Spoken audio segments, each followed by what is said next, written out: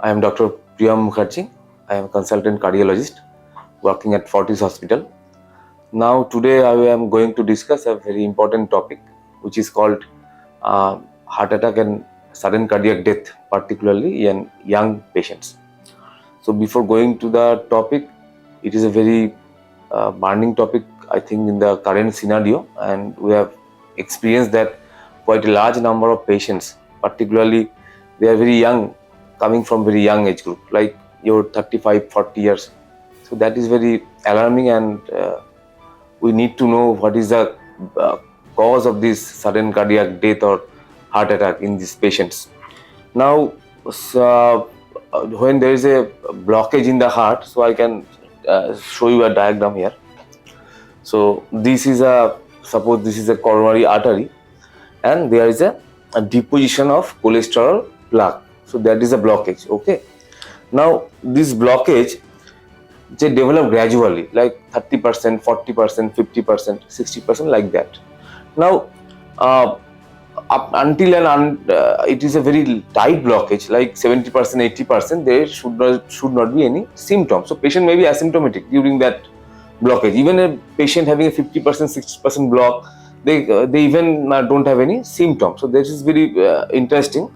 And if there is sudden rupture or erosion of these cholesterol plaques, which is called the acute coronary syndrome, then suddenly there will be deposition of blood clot over the blockage, and there is a sudden cessation of blood flow distally, and this is called the mechanism of acute coronary syndrome. And the patient will have sudden symptoms of cardiac heart attack. He will be have severe chest pain with sweating, and there can be always a risk of sudden cardiac death. So that is very important. So behind every heart attack, there must be a plaque erosion or plaque rupture. So what is more important, I think, even a patient when he is asymptomatic even can have the risk of having this heart attack. And so we should be very cautious, because young patients sometimes they don't have any symptom of heart blockage. So how we can identify or pick up those patients having such blockage? Suppose there can be a strong family history. There are sometimes a cardiac arrest or heart attack runs in the family. A patient, his father died at a very young age. So, or uncle or maternal uncle. So there can be some family correlation that there is a issue of cardiac problem in the family. So they are very high risk group. Otherwise, the patients who are obese, the patients who are smoker, those having hypertension, diabetes, having the bad cholesterol, high bad cholesterol, they are very high risk for developing this blockage. Basically, the idea is that we have to screen who those patients are having a high risk for developing this blockage. So from this discussion, it is very clear that if we can reduce our risk factor, then automatically we can reduce our chances of having this heart attack and sudden cardiac death. So how we can reduce this risk factor? Number one, very important, these medical conditions like your diabetes, your hypertension, and your cholesterol. So there need to be proper and guideline directed thorough management.